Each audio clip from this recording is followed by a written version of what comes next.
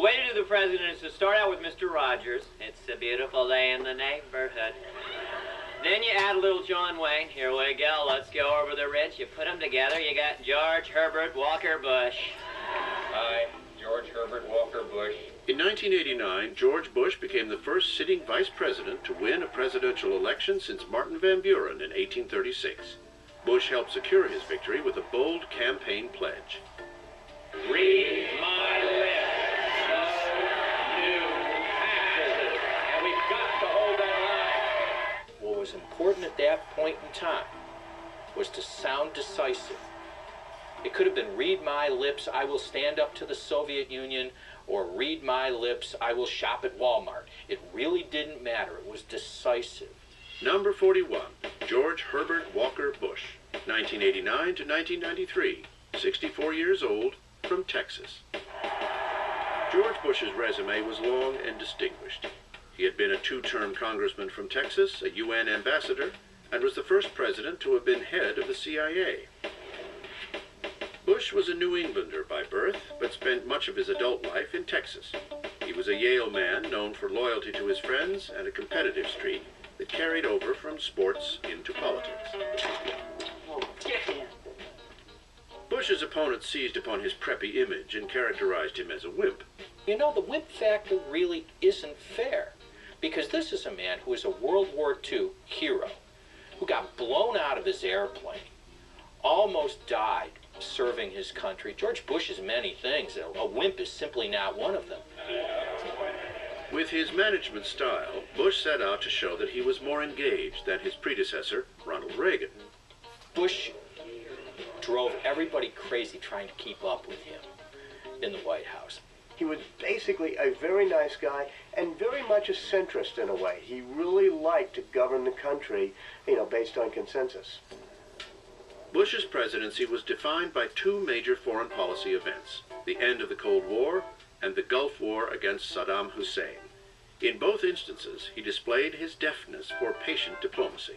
But as the free world cheered the fall of the Berlin Wall in 1989, President Bush was actually criticized for playing it cool. You don't seem elated, and I'm wondering if you're thinking of the problem. It's not an emotional kind of guy. Well, how elated are you? But I'm very pleased. There was one politician who said that if it was me in the White House, I'd be dancing on top of the Berlin Wall. I'm glad he wasn't. Bush instinctively knew that for bigger and better things, he was going to need Gorbachev's partnership.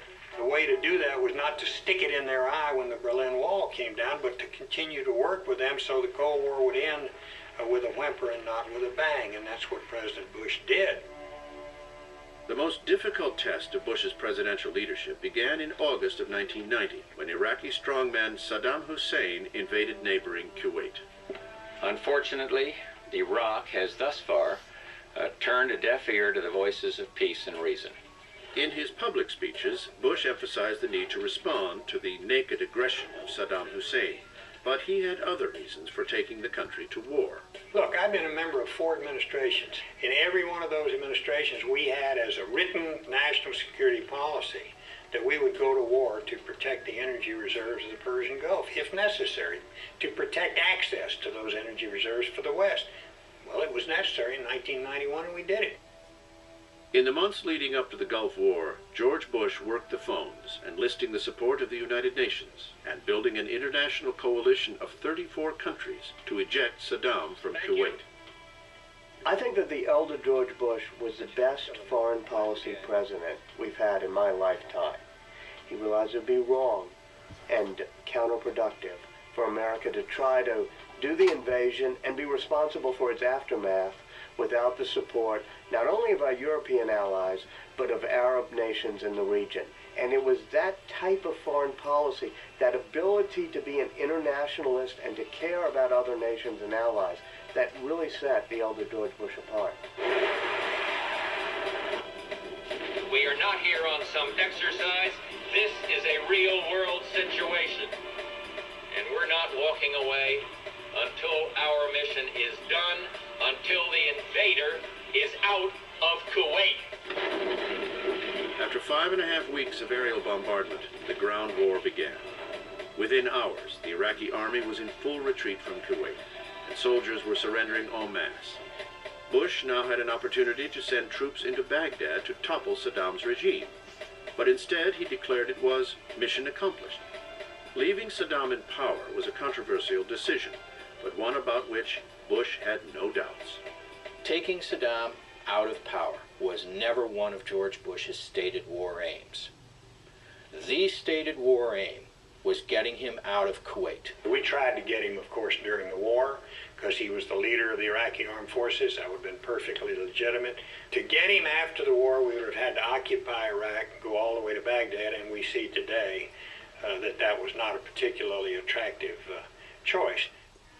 After the war, Bush's approval rating soared to 84%. Re-election in 1992 seemed likely. But the deficit spawned by the Reagan years had forced the president to renege on his famous campaign pledge and agree to raise taxes. Bush betrayed our trust. He raised our taxes. It may have cost him the election, but it was probably good for the country. I think one of the great things George Bush did is to go back on that pledge and to make the compromises necessary with the Democratic leadership on Capitol Hill to get us a little bit closer to the path of a balanced budget. That worked, and that helped set the stage for the great economic growth of the 1990s. Unseated by the charismatic Bill Clinton, President Bush left behind a legacy of political moderation. In the end, he proved to be an able, behind-the-scenes operator and skilled diplomat, but an inadequate salesman of his ideas and policies.